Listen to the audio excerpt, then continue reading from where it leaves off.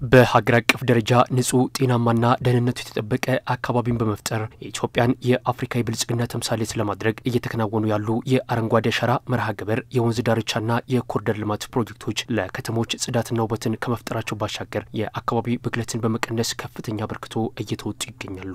ንጹህ ምቹና ከብክለት የጸዱ ስፍራዎችን ከመፍጠር አኳያ የአዲስ አበባ ከተማ አስተዳደር በርካታ ስራዎችን ያከናወነ ሲሆን እነዚህ ስራዎች የሚበረታቱና ተሞክሮ የሚቀሰምባቸውም ጭምር ናቸው።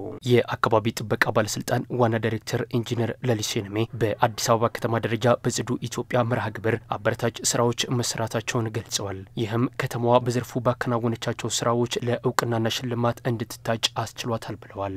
የዚህ ሀገራዊ ዘመቻ ማስጀመሪያ መርሃ ግብር አስተናጋጅ ከተማ የሆኑት ከንቲባችን ክብርት ወይዘሮ አዳነች አቤቤ ዘመቻውንና በከተማው ጽዱ ኢትዮጵያን ከማረጋገጥ አንፃር ልዩ ስራዎች የተሰሩ እንደሆነ በጉብኝታችንም በትላንትና ጉብኝታችንም ጎብኝተናል። የአዲስ አበባ ከተማ ከለውጡ ማግስት ጀምሮ በአካባቢና ማህበረሰብ ተጽዕኖ ግምገማ ስርዓት ውስጥ የተገመገሙ ሰው ተኮር የሆኑ ፕሮጀክቶችን እንዲተገበሩ ማድረጉ የከተማ ኮሪደር ልማት ስራን በአጭር የጊዜ ሰሌዳ ውስጥ በከተማዋ መተግበር መቻሉና የከተማዋ እይታ ማራኪ ውብ ንጹህና ምቹ ማድረጉ የወንዝ ዳር ልማትና ጥበቃ ስራዎችን በማጠናከር በአጭር ጊዜ ወንዞችን ከአካባቢ ቆሻሻና ብክለት ነፃ ሆነው የቱሪስት መዳረሻ ማድረግ መቻሉ ቆሻሻ አወጋገድና አያያዝ ስርዓት ዘመናዊ ብክለትን በሚቀንስ ሁኔታ እንዲተገበር ማድረጉ የአረንጓዴ አሻራ ኢኒሼቲቭ ከከተማዋ ነባራዊ ሁኔታ ጋር መተግበሩ በየአካባቢው የህዝብ መዝናኛ ቦታዎች የህዝብ መጸዳጃዎችና ነዳጅ አልባ ተሽከርካሪዎች የመንቀሳቀሻ መንገዶች ማስፋት መቻሉ ከተማ አስተዳደሩ እውቅናና ሽልማት እንዲያገኝ አስችሎታል። ለነዋሪዎቿ ጽዱ ምቹ ማራኪና አረንጓዴ በማድረግ ላይ የሚገኙት የአዲስ አበባ ከተማ አስተዳደር ክብርት ከንቲባ ወይዘሮ አዳነች አቤቤ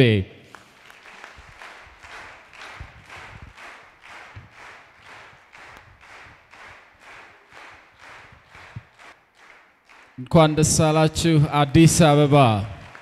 በምክትል ጠቅላይ ሚኒስትር ማዕረግ የዲሞክራሲ ስርዓት ማስተባበሪያ ማዕከል ኃላፊና የብልጽግና ፓርቲ ምክትል ፕሬዝዳንት አቶ አደም ፋራ የከተማ ኮሪደር ልማት በአዲስ አበባ ተጀምሮ በአሁኑ ወቅት 65 ከተሞች መድረስ መቻሉን ጠቁመው ይህም የከተሞችን ጽዳት ውበትና የአየር ጥራትን በማሻሻል ለዜጎች ምቹ ከባቢን እየፈጠረ ይገኛል ብለዋል።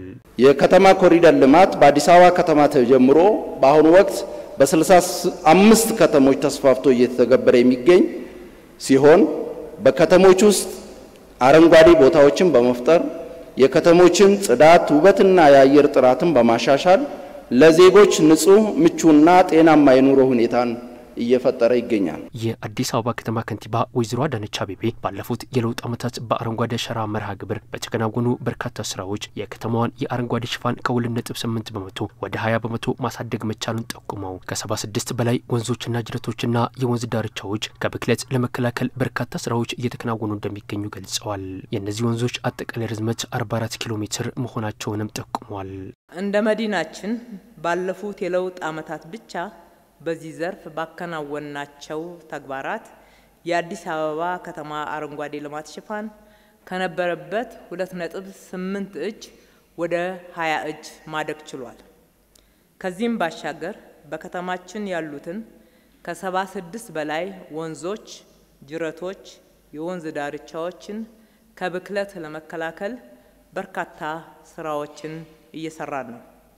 ለአብነትም ከንጦጦ እስከ ፒኮክ የሚደርሰውን የሸገር ወንዝ ወይም በየአካባቢው መጠሪያቸው የቀጨኔ፣ የቁርጡሚ፣ የገላግሌ፣ ባንታ ይቀጡ የሚባሉ ወንዞች እንዲሁም የቀበና፣ የግንፍሌ፣ የጎሮና የጀሞ ወንዝ ዳርቻዎችን ጨምሮ ወደ 44 ኪሎ ሜትር የሚደርስ የወንዝ ዳርቻ ልማት እያከናወን ነው። ወንዞቹ ከዚህ ቀደም ተፈጥሯዊ ይዘታቸውን አጥተው በሰውና በብዝሃ ህይወት ላይ ከፍተኛ ጫና ሲያሳድሩ እንደነበር የጠቆሙት ከንቲባ አዳነች አሁን ግን ወደ ተፈጥሯዊ ማንነታቸው በመመለስ ለቱሪስት መስህብነት ዝግጁ እየሆኑ ይገኛሉ ብለዋል።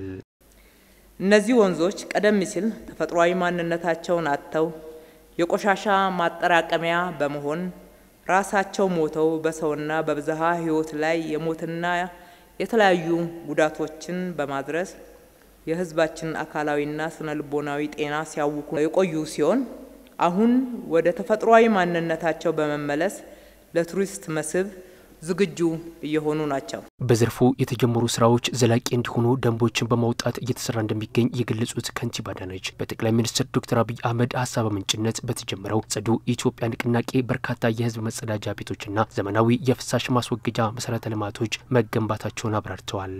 የፍሳሽ ቆሻሻ ማስወገጃ ሰፊ መሰረተ ልማት የዘረጋን ሲሆን 15 ትልልቅና መካከለኛ ዘመናዊ የፍሳሽ ማጣሪያ ጣቢያዎችንም አጠናቀን ወደ አገልግሎት በማስገባታችን የከተማዋ ነዋሪዎችም ሆኑ በታችኛው ተፋሰስ የሚኖሩ ነዋሪዎች ከሚደርስባቸው የብክለት ችግርና አደጋ ለመታደግ ተችሏል።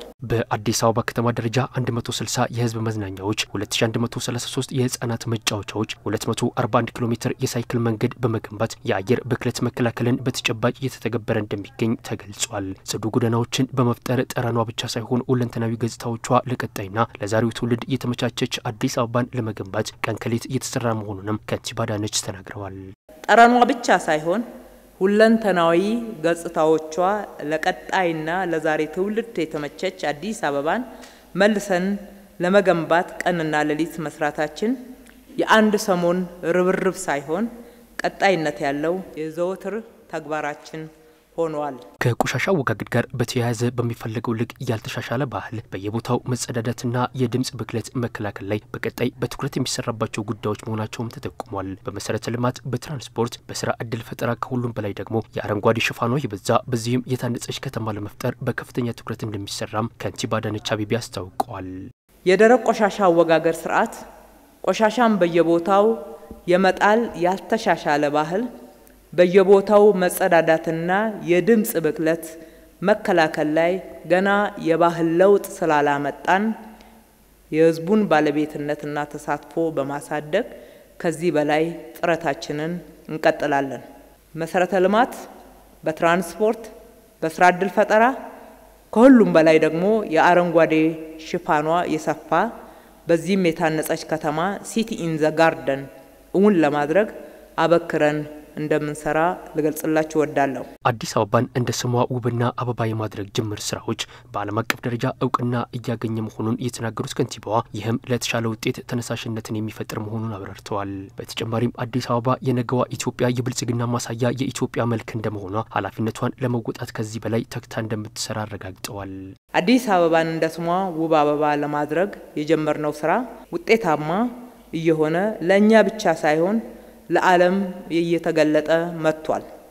በአሁኑ ሰዓት የአፍሪካ እህትና ወንድሞቻችን አይናቸው ከተማችን አዲስ አበባ ላይ ነው።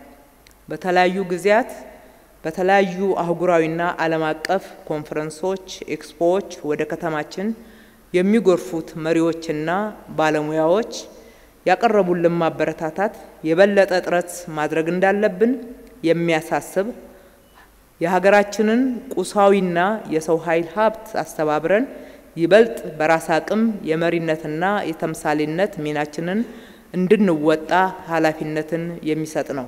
በሁለተኛው ብክለትን የመከላከል ሀገራዊ ንቅናቄ መርሃ ግብር ላይ አዲስ አበባን ጨምሮ 5 ተቋማት ጽዱ ኢትዮጵያን እውን በማድረግ ረገድና አረንጓዴ ኢኒሼቲቭን ለማሳካት ባከናወኑት ውጤታማ ስራዎች እውቅናና ሽልማት ተበርክቶላቸዋል። እንኳን ደስ አላችሁ አዲስ አበባ።